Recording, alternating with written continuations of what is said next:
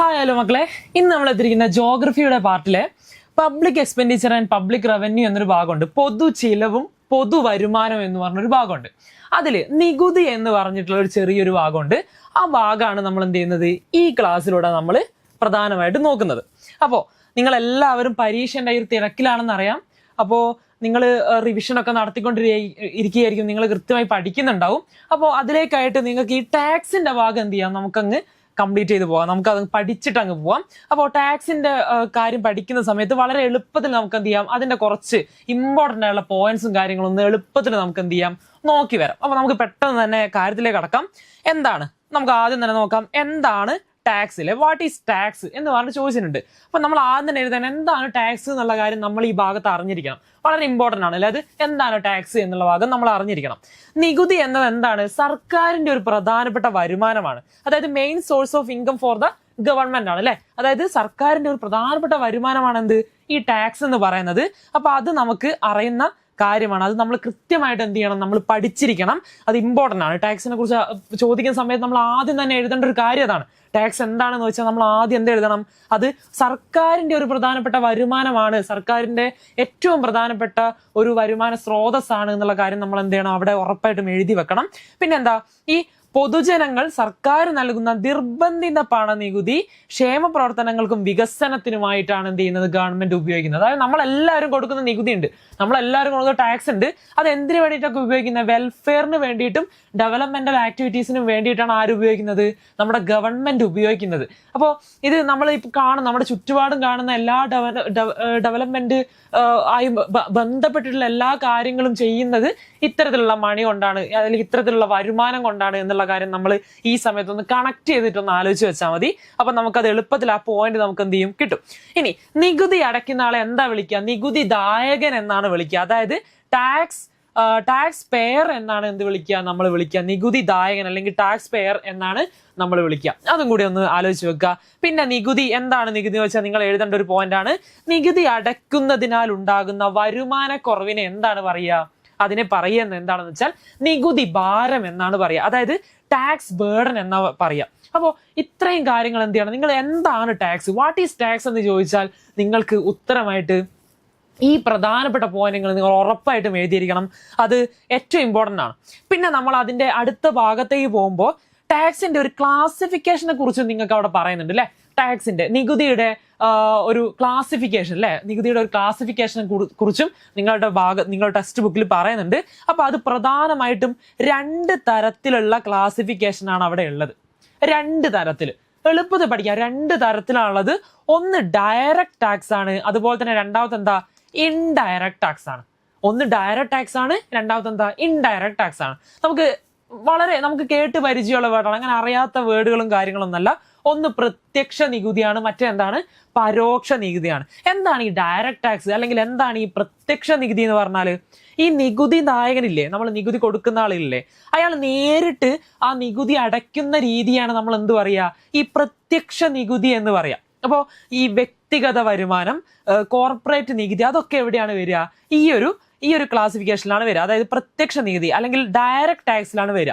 അതായത് personal income tax, corporate tax പോലത്തെ കാര്യങ്ങളൊക്കെ ഈ ഭാഗത്താണ് നമ്മൾ എഴുതേണ്ടത്. ഇതിൽ ഉദാഹരണമായിട്ട് ഇങ്ങനെ 1 വേർഡൊക്കെ ചോദിക്കും. അതായത് പേഴ്സണൽ ഇൻകം ടാക്സും കോർപ്പറേറ്റ് ടാക്സ് അല്ലെങ്കിൽ കോർപ്പറേറ്റ് ടാക്സ് ഒക്കെ ഏത് ടാക്സിന്റെ ക്ലാസിഫിക്കേഷനിലാണ് വരുന്നത് എന്ന തരത്തിലൊക്കെ ചോദ്യങ്ങൾ ചോദിച്ചാൽ നിങ്ങൾ എന്ത് എഴുതണം, ഡയറക്റ്റ് ടാക്സ് എഴുതണം.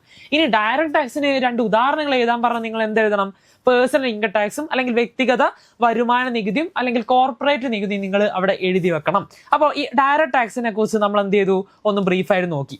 ഇനി നോക്കേണ്ടത് ഇൻഡയറക്റ്റ് ടാക്സ് ആണ്. അതായത് പരോക്ഷ നികുതിയെ കുറിച്ചാണ് ഇനി നോക്കേണ്ടത്.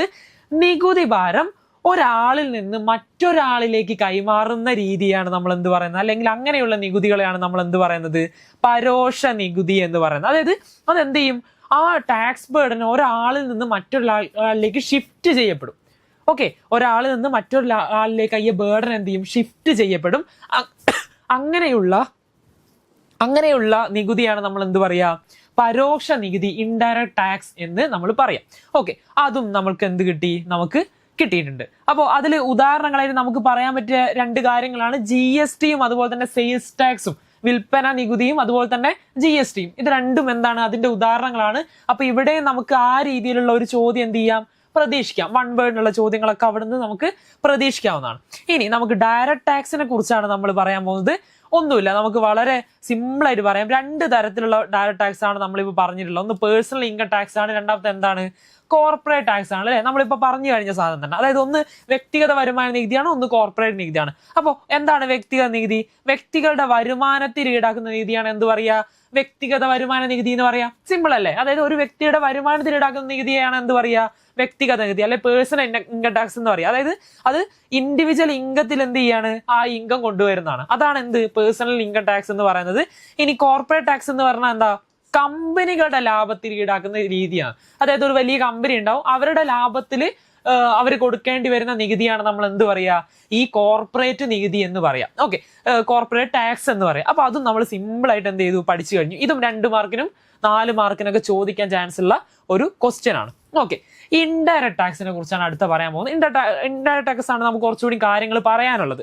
അപ്പോൾ ഇൻഡയറക്റ്റ് ടാക്സ് എന്ന് പറയുമ്പോൾ അവിടെ നമുക്ക് ആദ്യം പറയേണ്ട കാര്യം എന്ന് പറയുന്നത് ഗുഡ്സ് ആൻഡ് സർവീസ് ടാക്സിനെ കുറിച്ചാണ്. ഗുഡ്സ് ആൻഡ് സർവീസ് ടാക്സ്, അതായത് ചരക്ക് സേവന നികുതിയെ കുറിച്ചാണ് നമുക്ക് ആദ്യം തന്നെ അവിടെ നോക്കേണ്ടത്. ഏറ്റവും ഇമ്പോർട്ടന്റ് ആണ്. GST എന്ന് പറയുന്നത് വളരെ ഇമ്പോർട്ടന്റ് ആണ്.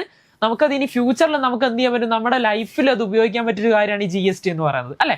നമുക്ക് എന്ത് ചെയ്യും, നമ്മുടെ ഫ്യൂച്ചർ ലൈഫിൽ നമുക്ക് അത് ഉപയോഗിക്കാൻ പറ്റിയൊരു കാര്യമാണ് ഈ GST-യുടെ കാര്യങ്ങൾ എന്ന് പറയുന്നത്. അപ്പൊ ഇതിവിടെ വളരെ ഇമ്പോർട്ടന്റ് ആണ്. അപ്പോൾ ആദ്യം നമുക്ക് GST-യെ കുറിച്ച് നോക്കാം. അതിന്റെ ഫുൾ ഫോം എന്താ, ഗുഡ്സ് ആൻഡ് സർവീസ് ടാക്സ് എന്നാണ് GST-യുടെ ഫുൾ ഫോം, അതായത് ചരക്ക് സേവന നികുതി. ഓക്കെ, അപ്പോൾ ഇത് 2017 ജൂലൈ 1-നാണ് ഈ ഒരു സംവിധാനം കൊണ്ടുവന്നത്. അതായത് പരോക്ഷ നികുതി അല്ലെങ്കിൽ ഇൻഡയറക്റ്റ് ടാക്സ് വളരെ എളുപ്പമാക്കാൻ വേണ്ടിയിട്ട് 2017 ജൂലൈ 1-നാണ് എന്ത് കൊണ്ടുവന്നിട്ടുള്ളത്, ഈ GST സംവിധാനം കൊണ്ടുവന്നിട്ടുള്ളത്. വളരെ ലളിതമാക്കാൻ വേണ്ടി കൊണ്ടുവന്നിട്ടുള്ളത്. അടുത്ത പോയിന്റ് എന്താ, ഉൽപാദനം. GST എന്താണ്, ഈ ഉൽപാദനം മുതൽ ഉപഭോഗം വരെയുള്ള വ്യത്യസ്ത ഘട്ടങ്ങളിലാണ് എന്ത് ഉപയോഗിക്കുന്നത്, ഈ GST ഈടാക്കുന്നത്. അതായത് പ്രൊഡക്ഷൻ ടു കൺസപ്ഷൻ എന്ത് ചെയ്യുന്നു, ഈ GST ഈടാക്കുന്നുണ്ട്. അതായിട്ടാണ് നമ്മൾ ഈ ഒരു സ്റ്റെപ്പായിട്ടാണ് ഓരോ പ്രോസസ്സും പോവുക അല്ലെ.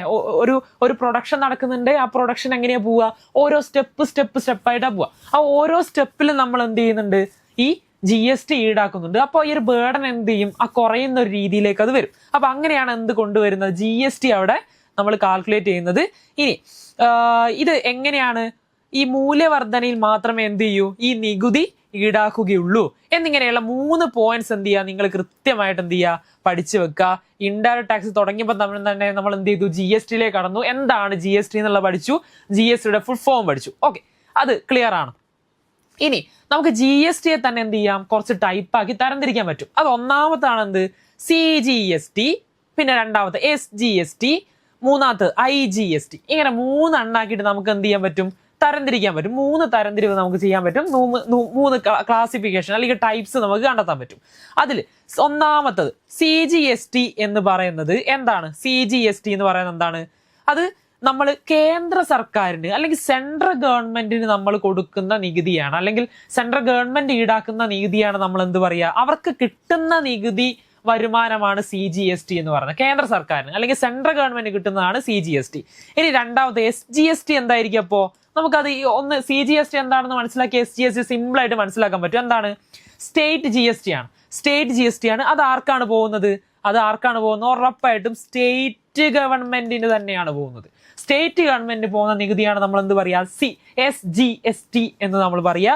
ഇനി മൂന്നാമത്തെ നോക്കുക, മൂന്നാമത്തത് IGST ആണ്. IGST എന്താ, ഇന്റഗ്രേറ്റഡ് GST ആണ്. അതായത് ഈ സംസ്ഥാനങ്ങൾ, സ്റ്റേറ്റുകൾ തമ്മിൽ ഉണ്ടാവുന്ന ഈ ട്രേഡും കാര്യങ്ങളൊക്കെ ഉണ്ടാവുമല്ലോ സ്റ്റേറ്റുകൾ തമ്മിൽ. അപ്പോൾ അങ്ങനെ ഉണ്ടാകുന്ന ചില വ്യാപാരത്തിൽ അല്ലെങ്കിൽ ട്രേഡില് ഈ കേന്ദ്രത്തിന് കൊടുക്കേണ്ട അല്ലെ കേന്ദ്രം ശേഖരിക്കുന്ന നികുതിയാണ് നമ്മൾ എന്ത് പറയാ, ഇന്റഗ്രേറ്റഡ് GST, IGST എന്ന് പറയാ. ഇത് മാത്രം നിങ്ങൾ പഠിച്ചു വെക്കുക. ഈ 3 പോയിന്റുകൾ എന്താണെന്നുള്ളതും ഈ പേരുകളും നിങ്ങൾ എന്ത് ചെയ്യുക, ഒന്ന് പഠിച്ചു വെക്കുക. നിങ്ങൾക്ക് സിമ്പിൾ ആയിട്ട് കാര്യങ്ങൾ കിട്ടും. നിങ്ങൾക്ക് അത് സിമ്പിൾ ആയിട്ട് എഴുതാൻ പറ്റും. നിങ്ങൾക്ക് അങ്ങനെ ഒരു ക്വസ്റ്റ്യൻ വന്നാൽ, അതിനെക്കുറിച്ച് എന്തെങ്കിലും ക്വസ്റ്റ്യൻ വന്നാൽ നിങ്ങൾ കൃത്യമായിട്ട് എന്ത് ചെയ്യാൻ പറ്റും, അത് എഴുതാൻ പറ്റും. ഇനി അതിലൊരു ഇമ്പോർട്ടന്റ് ഭാഗമാണ് GST rates R divided into 4 slabs. അതായത് ഈ GST നിരക്കുകൾ 4 സ്ലാബുകളിലാക്കിയിട്ടാണ് തരംതിരിച്ചിരിക്കുന്നത്. എന്തിനു വേണ്ടി വെച്ചാൽ ഓരോ പ്രൊഡക്റ്റിനും എന്ത് ചെയ്യും, ഇത്തരത്തിലുള്ള ഓരോ ശതമാനങ്ങൾ അല്ലെങ്കിൽ ഓരോ സ്ലാബാണ് കണക്കാക്കുക. ഓരോ തരത്തിലുള്ള പ്രൊഡക്റ്റിന് ഓരോ തരത്തിലുള്ള സ്ലാബാണ് കണക്കാക്കുക. ഇപ്പോ ഉദാഹരണമായിട്ട് നമ്മൾ സാധാരണ സാധനങ്ങളൊക്കെ വാങ്ങുന്ന സമയം നമുക്കറിയാം ഈ 18% ആയിരിക്കും നമ്മളെ GST ഒക്കെ കാണുക, അല്ലെ? അതായിരിക്കും കാണുക. ഇനി ചിലപ്പോൾ നമ്മൾ എന്തെങ്കിലും കൺസ്ട്രക്ഷൻ വർക്കിനൊക്കെ സിമെന്റ് പോലെ സാധനങ്ങളൊക്കെ വാങ്ങുന്നെങ്കിൽ പലപ്പോഴും അത് 28% ഒക്കെ നമ്മൾ കാണാറുണ്ട്. അപ്പോൾ അങ്ങനെ ഓരോ പ്രൊഡക്റ്റിന് എന്തുണ്ടാവും, ഒരു നിശ്ചിതമായിട്ടുള്ള ഒരു GST സ്ലാബ് നിശ്ചയിക്കപ്പെട്ടിട്ടുണ്ടാവും. ആ നിശ്ചയിക്കപ്പെട്ട സ്ലാബിന്റെ അടിസ്ഥാനത്തിലാണ് ആ GST നിരക്ക് അതിൽ ഈടാക്കുക. അപ്പൊ ആ കാര്യം കൂടി നിങ്ങൾ എന്ത് ചെയ്യുക, ഒന്ന് ചിന്തിക്കുക. പ്രധാനമായിട്ടും 5%, 12%, 18%, 28% ആ നിരക്കിലാണ് ഉണ്ടാവുക GST സ്ലാബുകൾ ഉണ്ടാവുക. 5, 12, 18, അതുപോലെ തന്നെ 28 ഈ നിരക്കുകളിലാണ് എന്തുണ്ടാവുക, GST സ്ലാബുകൾ ഉണ്ടാവുക. ആ കാര്യം നമ്മൾ എന്ത് ചെയ്തു, കൃത്യമായി പഠിച്ചു. ഇനി അതിൽ വളരെ വൺ വേർഡിനൊക്കെ ഏറ്റവും കൂടുതൽ ചാൻസ് ഉള്ള മറ്റൊരു ക്വസ്റ്റ്യൻ ആണ് GST കൗൺസിലിനെ കുറിച്ചുള്ള ക്വസ്റ്റ്യൻ. GST കൗൺസിലിനെ കുറിച്ചുള്ള question.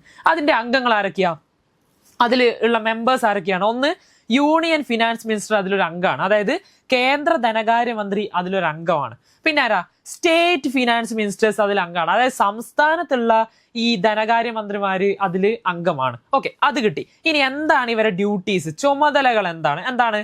Recommending GST rate, exceptions and inclusion of goods and services, ഇതൊക്കെ അതിൽ വരുന്ന ഡ്യൂട്ടീസ് ആണ്. അതായത് GST നിരക്കുകൾ, അതുപോലെ തന്നെ എന്തെങ്കിലും ഒഴിവാക്കലുകൾ ഒക്കെ ഉണ്ടെങ്കിൽ അത്, ഏതെങ്കിലും സാധനങ്ങൾ ഒഴിവാക്കലുണ്ടെങ്കിൽ അത്, അതുപോലെ തന്നെ സാധനങ്ങൾ സേവനങ്ങൾ എന്നിവ ഉൾപ്പെടുത്തൽ, അതായത് ഇനി ഏതെങ്കിലും സാധനങ്ങൾ സേവനങ്ങളൊക്കെ ഈ GSTയിൽ ഉൾപ്പെടുത്തണോ, അങ്ങനെയുള്ള കാര്യങ്ങളൊക്കെ ചെയ്യുന്ന, അതിനുവേണ്ടി ശുപാർശ ചെയ്യുന്ന ആരാണ്, ഈ GST കൗൺസിലാണ്. അതുപോലെ തന്നെ ഞാനിവിടെ വിട്ടുപോയ ഒരു ഭാഗം കൂടി പറയാണ്. അത്യാവശ്യം, അതായത് അവശ്യ സാധനങ്ങൾക്ക് GST എന്ത് ചെയ്യാറില്ല, ബാധകമാക്കാറില്ല. പലപ്പോഴും അതിൽ നിന്ന് ഒഴിച്ചു വിടാറുണ്ട്, അത് ഒഴിവാക്കാറുണ്ട്. ആ കാര്യം കൂടി എന്ത് ചെയ്യുക, നിങ്ങളൊന്ന് നോട്ട് ചെയ്ത് വെക്കുക. ഇത്രയും കാര്യങ്ങൾ വളരെ ഇമ്പോർട്ടന്റ് ആണ്. അതുപോലെ തന്നെ ഈ കാര്യങ്ങൾ കൂടി നിങ്ങൾ ശ്രദ്ധിക്കുക. എന്തൊക്കെയാണ് GST ബില്ലിൽ നമുക്ക് കാണാൻ പറ്റുക, അതായത് ഒരു GST ബില്ല് എടുത്തു നോക്കിയാൽ എന്തൊക്കെ ഇൻഫർമേഷൻസ് അതിൽ നിന്ന് നമുക്ക് ശേഖരിക്കാൻ പറ്റും. അപ്പോൾ അതിൽ ഒന്നാമതായിട്ട് നോക്കുക, GST ബില്ല് കാണുന്ന കാര്യങ്ങളാണ്. GST രജിസ്ട്രേഷൻ നമ്പർ ഉണ്ടാവും, ഉറപ്പായിട്ടും ഉണ്ടാവും. പാൻ നമ്പർ ഉണ്ടാവും, അത് നമുക്ക് കണ്ടു പരിചയമായിട്ടുണ്ടാവും, അല്ലെ? നമ്മൾ GST ബില്ലൊക്കെ കാണുന്ന സമയത്ത് ഒരു GST ബില്ലാണെങ്കിൽ അതിൽ ഇങ്ങനത്തെ കുറെ കാര്യങ്ങൾ ഉണ്ടാവും. ഡേറ്റ് നമ്മൾ എന്തായാലും കാണാറുണ്ട്, ഡേറ്റ് എന്തായാലും ഉണ്ടാവാറുണ്ട്. ബിൽ നമ്പർ ഉണ്ടാവാറുണ്ട്, ഷുവർ ആണ്. പിന്നെന്താ, ടാക്സ് റേറ്റ് ഉണ്ടാവാറുണ്ട്, നികുതി നിരക്കുകൾ, അതായത് 28% ആണോ, അങ്ങനെയുള്ള കാര്യങ്ങളൊക്കെ ഉണ്ടാവാറുണ്ട്. പിന്നെന്താ, GST ഉൾപ്പെടുത്തി ഒഴിവാക്കിയ സാധനങ്ങൾ അതും അവിടെ കൊടുക്കാറുണ്ട്. ഇത്രയും കാര്യങ്ങൾ എന്തിലുണ്ടാവാറുണ്ട്, നമ്മുടെ GST ബില്ലിൽ ഉണ്ടാവാറുണ്ട്. അപ്പൊ ഈ കാര്യങ്ങളൊക്കെ എന്ത് ചെയ്യുക, നിങ്ങൾ നോക്കുക. ഇതൊക്കെ ചെറിയ ചെറിയ ക്വസ്റ്റ്യൻ ആയിട്ടൊക്കെ ചോദിക്കാൻ ചാൻസുകൾ ഉണ്ട്. അപ്പോൾ നിങ്ങൾ ഇത് ഒരിക്കലും വിടാതെ വളരെ സിമ്പിൾ ആയിട്ടല്ലേ പറഞ്ഞേ, അപ്പൊ അത് അതേപോലെ തന്നെ എന്ത് ചെയ്യുക, പഠിച്ചു വെക്കുക. നല്ല പോലെ പോയി പരീക്ഷ എഴുതുക. ഇതിനൊക്കെ ഒരിക്കലും മാർക്ക് പോവാതെ എന്ത് ചെയ്യുക, നല്ല സ്ട്രോങ് ആയിട്ട് എനർജറ്റിക് ആയിട്ട് എന്ത് ചെയ്യുക, നിങ്ങളെ പരീക്ഷ നിങ്ങൾ കംപ്ലീറ്റ് ആക്കുക. Okay, all the best. എന്നാൽ